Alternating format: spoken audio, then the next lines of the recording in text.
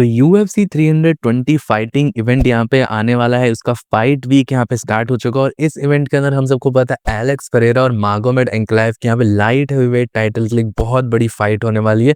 और ये फाइट होने वाली है स्ट्राइकर वर्सेस स्ट्राइकर की। बहुत सारे लोगों को यहाँ पे लगता है मागोमेड एंक्लाइव एक रेसलर है, बट वो एक बहुत अच्छा स्ट्राइकर है। और उसका ऐसा कहना है कि एलेक्स पेरेरा एक ओल्ड किक बॉक्सर है जिसको बहुत अच्छी तरीके से हरा देगा, बहुत ईजी तरीके से उसको हरा सकता है। वो बहुत ज्यादा कॉन्फिडेंट यहाँ पे मागोमेड एंक्लाइव दिख रहा है अपनी फाइट को लेके।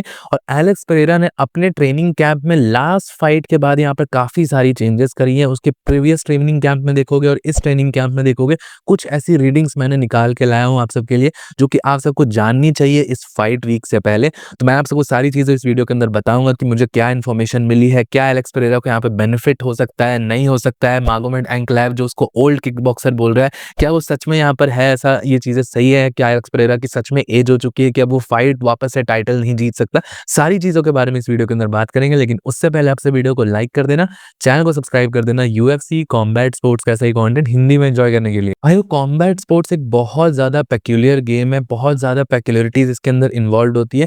बाहर से देखने में आपको जरूर से ऐसा लगेगा कि कॉम्बैट स्पोर्ट्स एक ऐसा गेम है जिसके अंदर यहाँ पे स्पेसिफिकली एमएमए के अंदर लात घूसे बच रहे हैं, फाइटर्स एक दूसरे को मार रहे हैं। बट अगर आप डीप डाउन जाके देखोगे तो इन दोनों फाइटर्स को अगर आप स्टडी करोगे, इनके फाइटिंग स्टाइल, इनके पैटर्न्स, इनका जो ट्रेनिंग मेथड होता है, जब आप इन चीजों के अंदर डाइव इन करोगे आपका इंटरेस्ट इतना ज्यादा बढ़ेगा। और जब आप इन पैटर्न्स, इन फाइटिंग स्टाइल्स को नोटिस करने लग जाओगे एक्चुअल फाइट्स के अंदर, तब आपको फाइट्स देखने का कुछ नेक्स्ट लेवल ही मजा आएगा।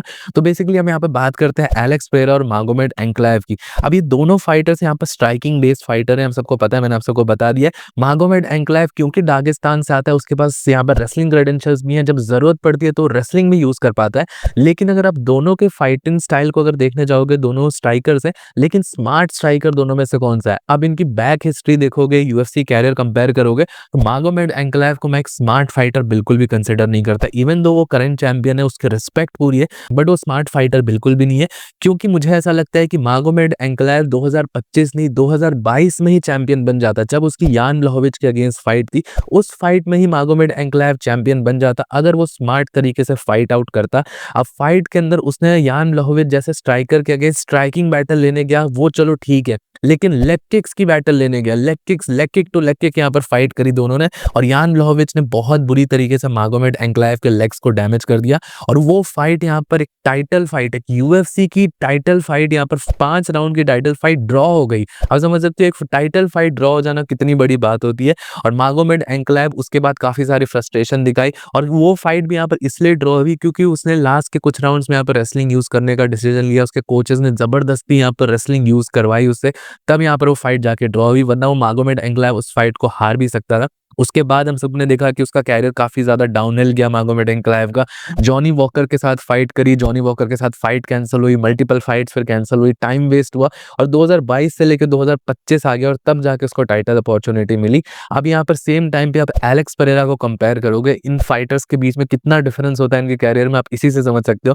एलेक्स पेरेरा मागोमेड एंक्लाइव के बाद यूएफसी में आया, मिडिल वेट डिवीजन में गया, वहां पे 2-3 फाइट्स लड़ी, एक बहुत बड़ी राइवलरी क्रिएट करी उसने इजराइल अडेसानिया के अगेंस्ट, मिडिल वेट डिवीजन में चैंपियन बना, फिर वहां पे बेल्ट हार गया, फिर लाइट हेवी वेट डिवीजन मागोमेड एंक्लाइव के डिवीजन में आया।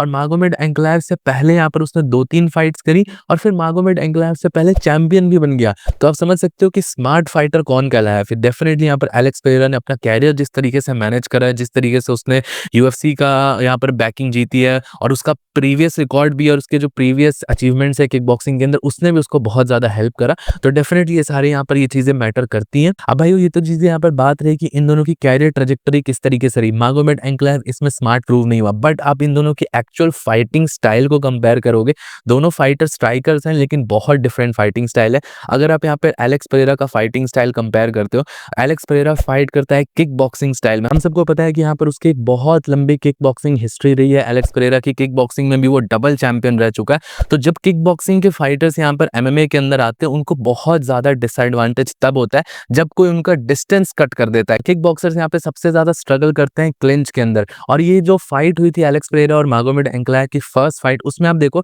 मागोमेड एंक्लाइव ने क्लिंच के अंदर ही यहाँ पर बहुत देर तक फंसा के रखा एलेक्स पेरेरा को, और उसके कारण भी कहीं ना कहीं एग्जॉशन हुआ, फ्रस्ट्रेशन हुआ, जिसके कारण उनका स्ट्राइकिंग गेम प्लान पूरी तरीके से नहीं निकल के आ पाया। और जो लास्ट फाइट का बिल्डअप था, अगर आप उसको यहाँ पर वापस से रिविजिट करोगे तो आप सबको पता चलेगा लास्ट फाइट के अंदर एलेक्स पेरेरा का जो कैंप था वो कहीं ना कहीं एक चीज अपने ऊपर ले चुका था, ईगो पे ले चुका था कि एलेक्स पेरेरा भले एक स्ट्राइकर है बट वो रेसलिंग भी बहुत ज्यादा इंप्रूव कर चुका है, रेसलिंग पे काफी ज्यादा फोकस थे एलेक्स पेरेरा। और वो कहीं ना कहीं बेसिकली एलेक्स पेरेरा के कैंप ने इस चीज को ईगो पे ले लिया था कि मागोमेड एंक्लाइव की रेसलिंग को रोक देंगे, और मागोमेड एंक्लाइव की रेसलिंग को रोकी यहाँ पे डेफिनेटली। एलेक्स पेरेरा फाइट इसलिए नहीं हारा कि वो मागोमेड एंक्लाइव की रेसलिंग को नहीं रोक पाया, मागोमेड एंक्लाइव की रेसलिंग को डेफिनेटली रोक दिया, सारे टेकडाउन स्टफ कर दिए, लेकिन जो मेन गेम था यहाँ पे, जो main actual fighting battle ground था, एलेक्स पेरेरा स्ट्राइकिंग के अंदर मागोमेड एंक्लाइव से हार गया। और स्ट्राइकिंग के अंदर वो पूरी तरीके से प्रिपेयर्ड नहीं था मागोमेड एंक्लाइव का जो चेस गेम वो लेके आया था उसके लिए। अगर आप यहाँ पे पहली फाइट देखोगे तो फर्स्ट फाइट के अंदर बिल्कुल भी यहाँ पर स्पेस नहीं दिया एलेक्स पेरेरा को मागोमेड एंक्लाइव ने, कंटिन्यूअसली उनका जो लीड हैंड था उसको डिस्टर्ब करके रखा, उसको बिजी रखा। साथ ही साथ जैसे ही यहाँ पर प्रेशर करने का मौका आया, वहां पे मागोमेड एंक्लाइव ने प्रेशर करा, वॉल के अगेंस्ट फंसा के रखा एलेक्स पेरेरा को, और जो हाफ हार्टेड टेकडाउन डिफेंस थे उसको भी साथ ही साथ मिक्स कर दिया। भले यहाँ पे टेकडाउन पूरी तरीके से हुआ नहीं, एक भी टेकडाउन नहीं लैंड कर पाया, बट स्टिल मागोमेड एंक्लाइव ने ओवरलोड कर दिया। मुझे ऐसा लगता है इन्फॉर्मेशन ओवरलोड था यहाँ पर एलेक्स पेरेरा के लिए, वो समझ ही नहीं पाए, कभी पैटर्न फिगर आउट नहीं कर पाए पूरे 5 राउंड तक मागोमेड एंक्लाइव का, और इसीलिए उनकी परफॉर्मेंस उस तरीके की निकल के आई। हम सबको देखने को मिला कि एलेक्स पेरेरा अपने टिपिकल फॉर्म में नहीं थे, जो काम कंपोज एलेक्स पेरेरा थे वो नहीं देखने को उनको मिले। वो उस फाइट के अंदर एलेक्स पेरेरा फ्रस्ट्रेटेड दिख रहे थे। तो ये सारी यहाँ पर जो चीजें होती हैं, किक बॉक्सर्स को सारी प्रॉब्लम्स फेस करनी पड़ती हैं, और मागोमेड एंक्लाइव ने इस फाइट के लिए तो ऐसा कहा है कि एलेक्स पेरेरा एक स्लो किक बॉक्सर है, स्लो ओल्ड किक बॉक्सर है, जिसके पास बिल्कुल भी स्पीड नहीं है, तो वो ऑब्वियसली उसको हरा देगा। अब आप इन दोनों की स्पीड को कंपैरिजन करना चाहो तो डेफिनेटली मागोमेड एंक्लाइव पे ज्यादा स्पीड है। मागोमेड एंक्लाइव एक टेक्निकल स्ट्राइकर है, बहुत टेक्निकलिटी है उसके पास, वो अच्छी खासी किक्स भी यूज कर सकता है, अच्छी खासी मिक्सिंग कर सकता है स्ट्राइक्स की, बहुत डिफरेंट डिफरेंट स्ट्राइक्स मार सकता है। और सिर्फ ऐसा नहीं है कि अपनी रेसलिंग को यूज करके एक लेजी स्ट्राइकिंग करता है, वो हमेशा बहुत प्रोएक्टिवली स्ट्राइकिंग करता है, और उसके पास साथ ही साथ स्पीड है, और मुझे ऐसा लगता है एक रेस्पेक्टेबल अमाउंट ऑफ पावर भी है। जॉनी वॉकर या जो भी फाइटर्स ने उसके पावर को रिस्पेक्ट नहीं करा, उसको बहुत बुरी तरीके से उसने हराया, तो ये सारी चीजें भी यहाँ पर देखनी पड़ेगी। अब एलेक्स पेरेरा का आप सब कंसिडर करोगे कि इसके अगेंस्ट तो फिर एलेक्स पेरेरा जीत ही नहीं पाएगा, किक बॉक्सर्स की डिस्टेंस किसी ने कट कर दी तो फिर जीत ही नहीं सकते। और मुझे ऐसा लगता है कि एलेक्स पेरेरा मागोमेड एंक्लाइव के अगेंस्ट इसीलिए हारा है यहाँ पर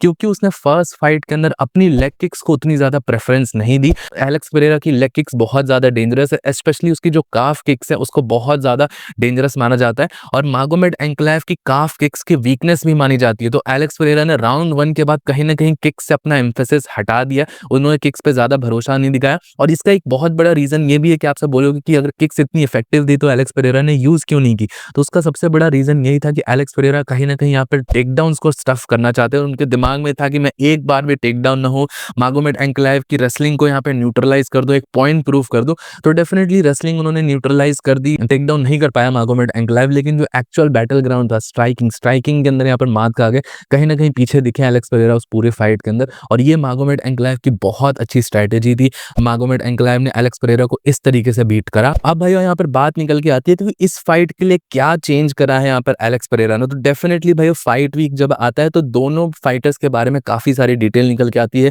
कहीं ना कहीं फाइट वीक के अंदर जो उनके ट्रेनिंग कैंप का किस तरीके का माहौल है, किस अप्रोच के साथ वो जा रहे हैं, वो हम सबको देखने को पता चल जाता है अगर आप सब ज्यादा इंटरव्यूज और सारी चीजें देखोगे तो। और जो एलेक्स पेरेरा का कैंप है उसने रिपीटेडली एक चीज बोली कि एलेक्स पेरेरा इस बार एक्टिवली स्पारिंग बहुत ज्यादा कर रहे हैं। अब स्पारिंग आप सबको नहीं पता, तो स्पारिंग बेसिकली ये होता है कि फाइट वाली इंटेंसिटी नहीं, अपोनेंट जो आपको जिस इंटेंसिटी से फाइट करेगा उससे नहीं, उससे थोड़ी कम इंटेंसिटी से आप एक सिमिलर स्टाइल ऑफ फाइटर के साथ फाइट करते हो ताकि आपको फाइट का पूरी तरीके से फील मिल जाए, इसे स्पारिंग करते हैं। इसमें चोट लगने के भी चांसेस होते हैं, इसमें एक्चुअल पंचेस थ्रो होते हैं। अब बहुत सारे लोगों का ये मानना है कि आप कितनी भी स्किल्स सीख लो, कितनी भी ड्रिल्स कर लो, कितनी भी यहाँ पर ट्रेनिंग कर लो, लेकिन आप जब तक स्पारिंग नहीं करोगे आपको एक्चुअल फाइट फील नहीं आएगा, जो कहीं ना कहीं मैं भी इस चीज को मानता हूँ। तो बहुत सारे फाइटर्स होते हैं जो ईयर लॉन्ग स्पारिंग करते हैं। जिम के अंदर देखोगे वो ऑलमोस्ट हर वीक 2 वीक में एक बार स्पारिंग या उनके जो भी ट्रेनिंग रिजीम होता है उसके अकॉर्डिंग वो स्पारिंग करते हैं। कुछ फाइटर्स होते हैं जो सिर्फ ट्रेनिंग कैंप में एक्चुअल स्पारिंग करते हैं और फिर ट्रेनिंग कैंप के बाद यहाँ पे स्पारिंग नहीं करते हैं या फाइट वीक के अंदर स्पारिंग नहीं करते। और एलेक्स परेरा यहाँ पर निकल के आए हैं और एलेक्स परेरा ने रिवील करा है कि वो ट्रेनिंग यहाँ पर ट्रेनिंग के साथ-साथ यहाँ पे फाइट वीक के अंदर भी हार्ड स्पारिंग कर रहे हैं। यहाँ पर आप उनको फाइट करते हुए देखा गया, उनको हार्ड स्पारिंग करते हुए देखा गया और यूजुअली में हमने देखा है कि एलेक्स परेरा बहुत हार्ड स्पारिंग करता है। तो आप सब समझ सकते हो कि फाइट वीक के अंदर भी यहाँ पर हार्ड स्पारिंग कर रहा है एलेक्स परेरा।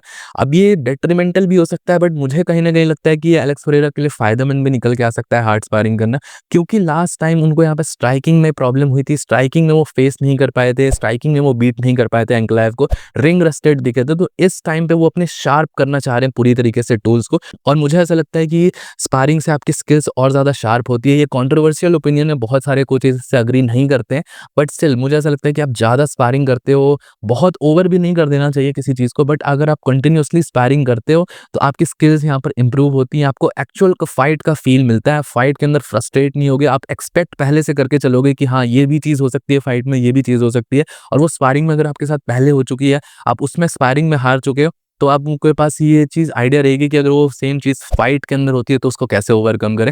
तो ये सारे फ़ायदे रहते हैं स्पारिंग के। ऑब्वियसली स्पारिंग के काफ़ी सारे नुकसान होते हैं, फाइटर्स को ब्रेन डैमेज होता है और जो बहुत सारे फाइटर्स जो स्पारिंग नहीं करते हैं जैसे मैक्स हॉलोवे, टोनी फर्ग्यूसन, ऐसे फाइटर्स ऐसा कहा जाता है कि कभी स्पारिंग ज़्यादा करते नहीं है ट्रेनिंग कैंप्स के अंदर। इनका ऐसा बेसिकली कहना है कि अपने हेड को प्रोटेक्ट करने के लिए स्पारिंग का ऐसा कोई एक्चुअल बेनिफिट नहीं होता, कोई स्किल आप सीखते नहीं हो और एक अननेसेसरी डैमेज, जो डैमेज आपको एक्चुअल फाइट में भी मिलने ही वाला है, वो स्पारिंग करके आप ट्रेनिंग में भी ले रहे हो और फाइट में भी ले रहे हो, तो बेसिकली आपका ब्रेन डैमेज डेवलप होता है। ये सारे रिस्क होते हैं स्पारिंग में, तो ज़्यादा स्पार भी नहीं करना चाहिए, हर दिन स्पार भी नहीं करना चाहिए, डेफिनेटली वो हेल्थ के लिए अच्छा नहीं होता।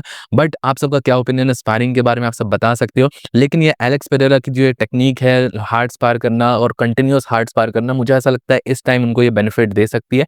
और आपके हिसाब से ये फाइट को कौन जीतेगा, एलेक्स पेरेरा जीतेगा, मागोमेड एंक्लाइव जीतेगा, इसका प्रेडिक्शन आप सब मेरे टेलीग्राम चैनल पर आके दे सकते हो। वहाँ पे टेलीग्राम पे आप सबको सारी चीज़ें मैं अपडेट कर दूँगा इस फाइट से बारे में, और कुछ अपडेट आएगी तो टेलीग्राम चैनल पे मिल जाएगी।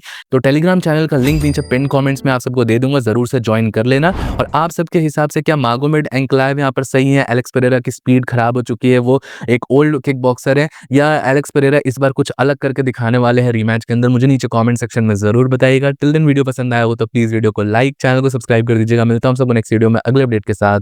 Bye bye.